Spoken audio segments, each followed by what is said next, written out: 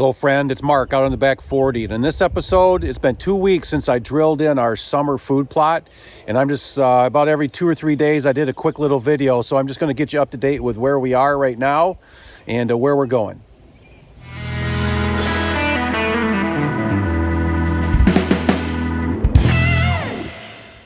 We are at day 6 since we have drilled in the summer release mix, and let's get down in here and take a look at what's going on. So you can see right here is a slit, right here is another slit. So if we look down close, looks like there's something right here germinating. There's something right there germinating right here. And you can see the slit in there still pretty well, even through all the junk. Okay, so here's straight through quite a bit of junk, and I don't know if you can see that right there, that little bitty booger right there. So yeah, and let's just skip over to this one on this side. Looking through here, I can see a little, so it's just starting to germinate. You can see right here is a big one. Just starting to get germinated, and you can see we still got the clover in there and some weeds mixed in there, and you can kind of see what's going on. So I mean, if you just look down this hole, it's kind of messy, but let's just wait and see how things end up going. Day 9 since we planted, and I just kind of show you an update here. Here's a row right here, and you can see something there, right there, right there. These look like buckwheat to me. I don't know what that one right there is. Maybe, I don't know. I'm not even gonna guess, I don't know. But you can see it is starting to come up through here. Let's move over one. Here's a row right here. There's something right there. There's some kind of grass coming up right there, probably rye or something. There's another one right there. Move over to another one right here. You can see it coming up. Again, maybe a buckwheat. I don't know. What is this?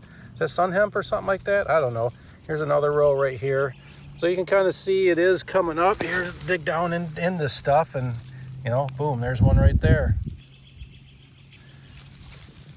So it is germinating. Here's a row over here.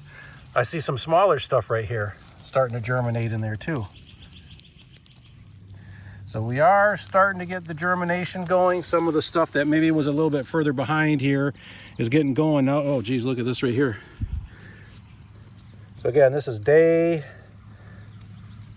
9, and we are moving along.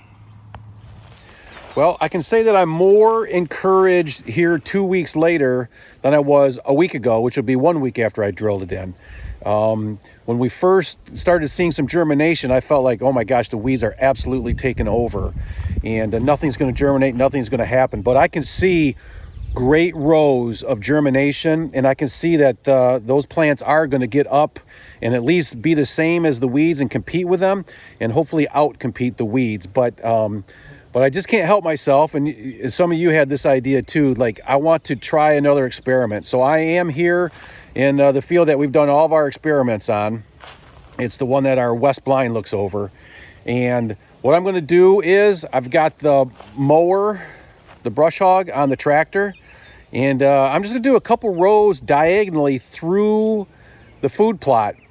And then just to see what happens. It does mowing and laying that thatch down all goofy after you've planted, does that work okay?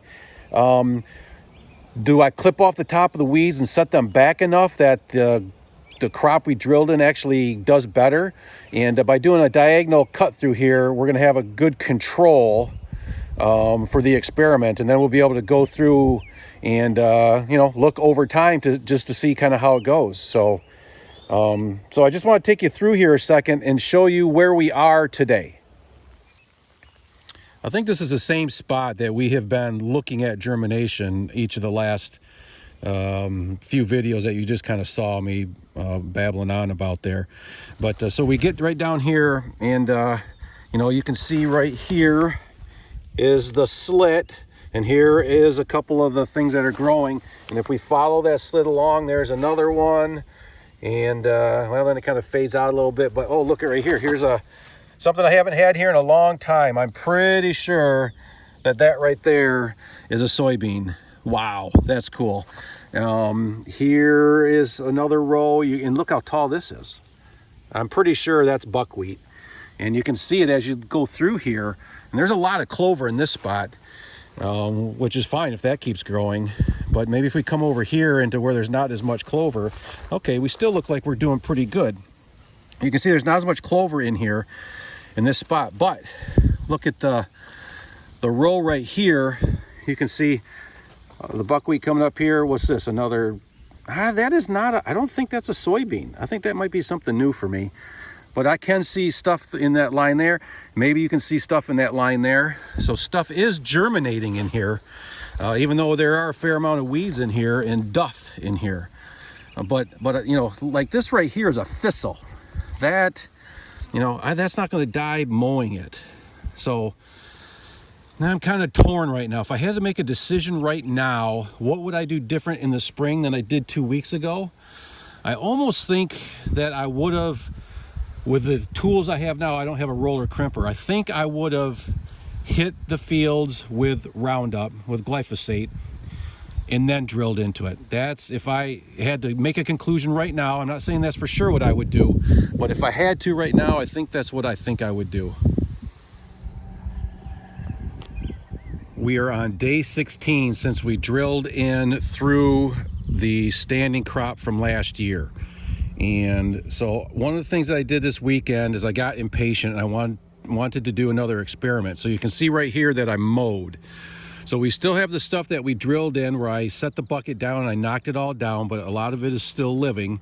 It killed maybe half of the rye, but there's still, you can see a lot of green down in there. A mix of weeds and clover.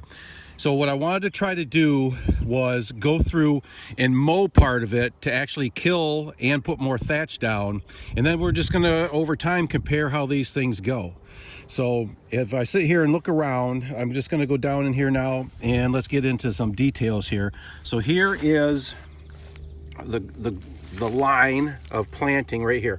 So you can see there's probably, what's that, a soybean right there. That looks like a sunflower, probably buckwheat, and you can see some stuff over there, and that one doing the same thing.